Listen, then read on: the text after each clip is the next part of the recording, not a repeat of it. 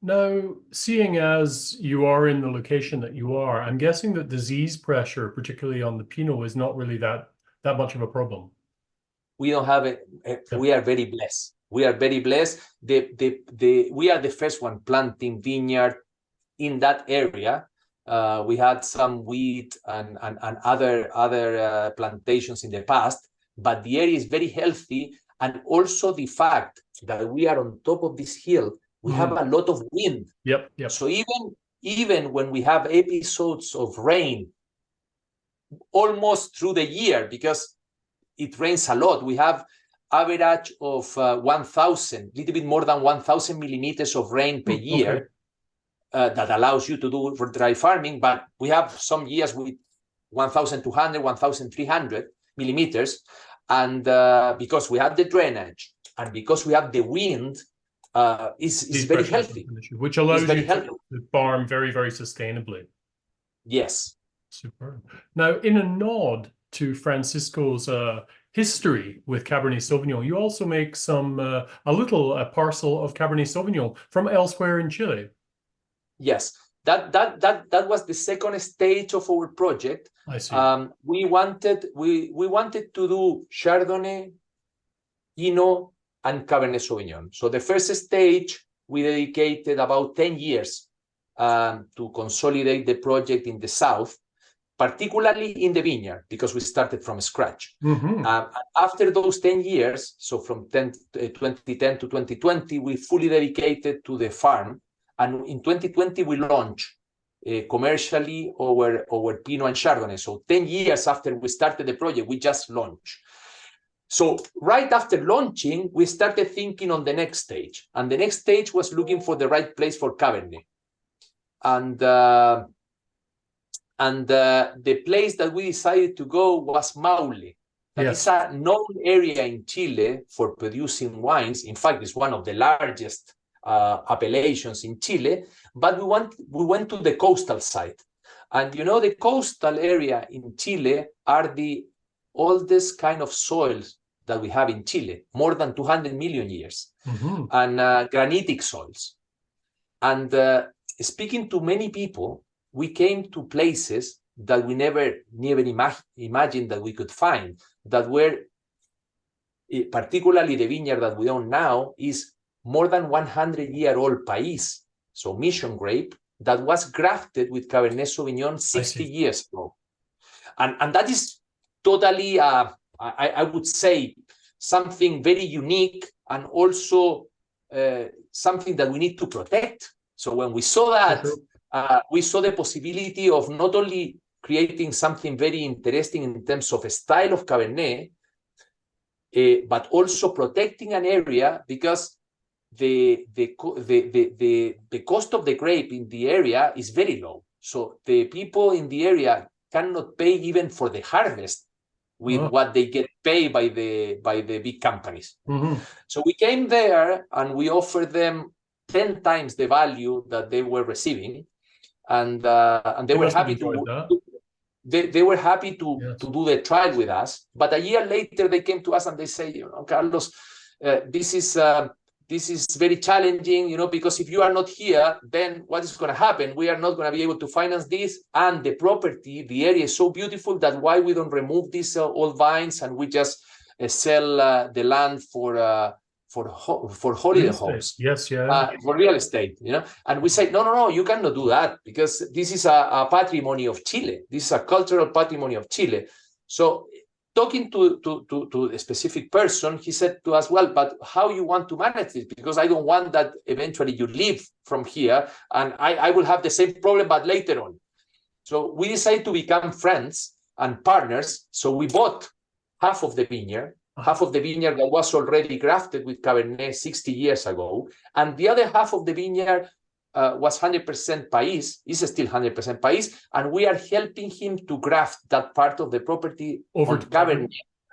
And also a little bit of Carignan that does very well in the area. So in the future, we will have a very beautiful field blend coming from that old vineyard. But in time, because all the conversation with this friend, that is our partner now, we started receiving a lot of calls from neighbors and we started to get 50-year-old Cabernet Sauvignon vineyard that was not harvested for a few years, 80-year-old that was not harvested for a few years. So we had a group of 5 friends now with the small properties in the neighborhood that sell to us, and this is why our first wine is called Los Compadres, because we became compadres with all this group of friends, and they source for our introduction to Cabernet from Maule. Superb, superb. And you have a whole rack of wines just about to appear in the LCBO here. Let's go through a few of those, because it's they begin to get quite mind-boggling looking at the little details on the bottles. Can you tell us about those wines that are being released in March? Yes, we have a few wines that we are going to release at LCBO. We have in LCBO, we are going to show particularly the wines from Traiguén that are Pinot and Chardonnays. So we have the introduction to our vineyard that is called Vino de Viñedo, so vineyard selection, and we have our Pinot and our Chardonnay from the Vino de Viñedo, and then on top of that we are gonna also launch our Los Primos selección de parcelas, our parcel selection from the vineyard. So we are going to present the 2 levels that we have, and not only one vintage, but 2 vintages each. So it's a beauty because our partner in Ontario is so interested in showcasing the evolution of our wines. He was happy to offer 2 vintages of each wine. So you will be able to compare vintages 20 and 21 in Los Primos, in the selección de parcelas, and vintages 22 and 21 for Los Parientes Vino de Viñedo.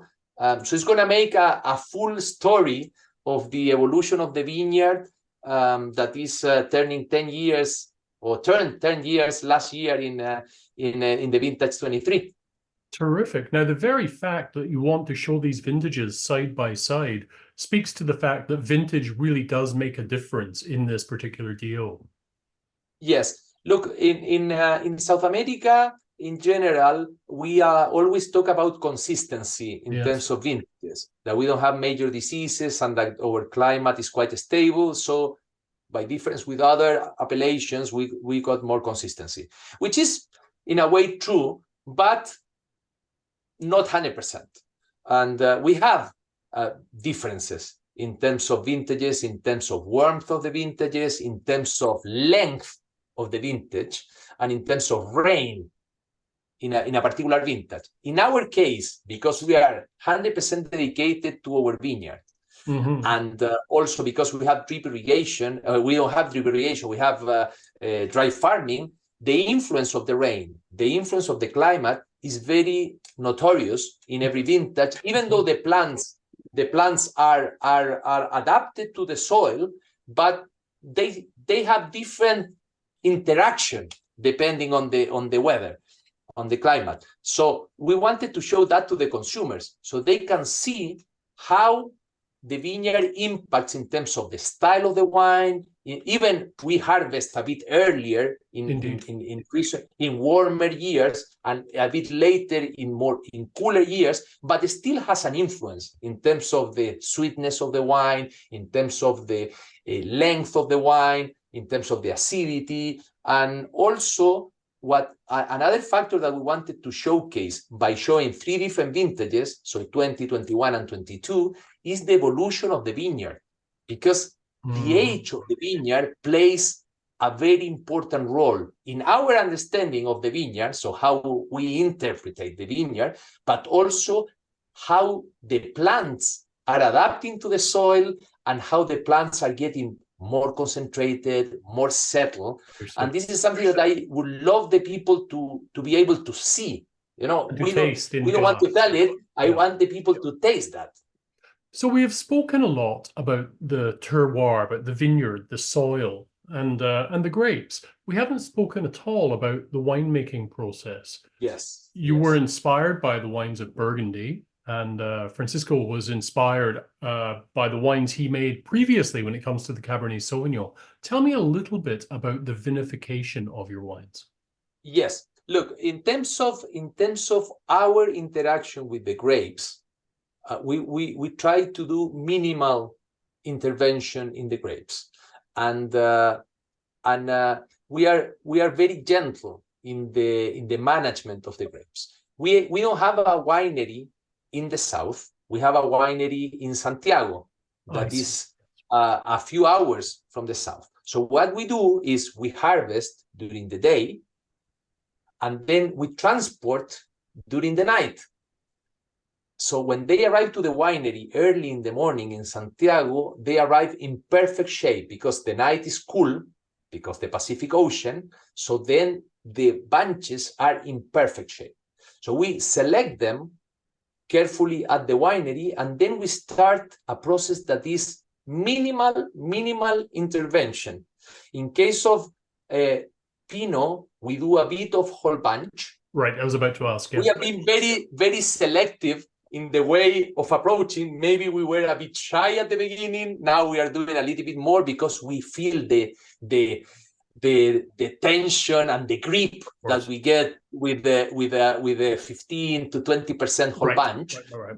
But also we want to express the place, the freshness of the fruit, the intensity, the color, the vibrancy of the color. Yeah. In case of Chardonnay, we use 400-liter barrels, new ones. Yes. And in case of Pinot, we use 300-liter barrels. I see. Right. Okay. So why? Because these are for the new ones that we import directly for us. In case of the old ones that we have purchased, some of them in the market here, we don't get this kind of sizes because usually people don't use this kind. So we use 225 that we can get. But more and more out of the 500 barrels that we already have, majority are 400 for Chardonnay and 300 for Pinot, because we want to be very gentle in the use of oak. Our grapes are very delicate, and we want those delicate aromas and those delicate flavors to be reflected in the wine. We don't want the oak to be the one that dominates. Now, do you use commercial yeasts, or are these wines spontaneous ferment? All our wines are wild fermented, are naturally fermented. Yes. And yes, no, we don't use any commercial yeasts. And with regards to the addition of sulfur? Very little additional sulfur. And in fact, there are some parts of the blends that have no sulfur at all. I see.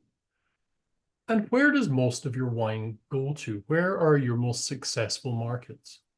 Yeah, that's a very good question. In terms of distribution, probably is one of the big differences of Viños Baettig to other wineries, because we work with friends. Our distributors, our partners around the world are friends. We sell to 26 markets today, because that's all what we can sell. That's all what we can produce. We work by allocation. We don't sell. We allocate in October every year the vintage release of the following year, and then we ship the majority of the wines by March the following year. So now we are shipping probably 50 to 60% of the allocation 2024, and then we leave about 40% for the rest of the year for some customers that needs to do a second order, or to open new markets if we have some wines. And in terms of the main markets, I would say that Japan is very important for us. I see. We are working with a Burgundy, with the most important distributor of Burgundy wines and champagne. Also, the UK is very important for us. Chile, believe it or not, has become very relevant. Because my experience in my previous life, and because the business in Chile, usually 3 to 5% of wines of the caliber of ours are sold in Chile. Now we are selling about 7 to 8% of Viños Baettig in Chile, in very selective restaurants and majority of our wines are sold in restaurants. I think people are changing their mentality. In the past, they usually went for cheap bottle of wine when they came to a restaurant. Now the restaurants are venturing to have by the glass at a higher price. Yes. And they have put some of our wines by the glass in some of the good restaurants. And people, instead of going for a cheaper bottle, they prefer to go for 2 by the glass. And they go and then they usually buy a second one. This is a very good thing, a very good thing. Now, yeah, you are just about to head into harvest. How is this vintage looking? Well, this is a very interesting question, Jamie. The harvest is quite delayed this year, about 10 to 15 days delay. Oh, really? We have some cool summer, particularly in the south of Chile, in our area. So we are looking at majority of the origins in Chile will be a bit delayed, but in our area is for sure that we are going to be 10 or 15 days later. Have you been this late? Have you had this kind of delay previously? Yeah, vintage 21 was a cold vintage for us, and we also had some delays. Look, in our area we have no problems because what I was telling you before, because we have the wind in the area. We know that we are going to have some rain later. So if we wait to April, we are going to have some rain. But the health of the vines is not going to, or the grapes is not going to be a problem because we have enough wind. We just need to make sure that we pick at the right time. And our property is relatively small, and we sector the property by block, but also by sub parcels within the block, the blocks.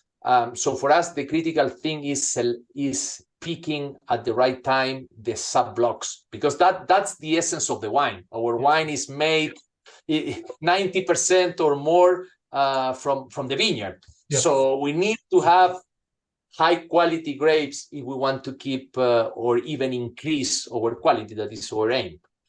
Superb. Carlos, thank you very much for joining us at Good Food Revolution today.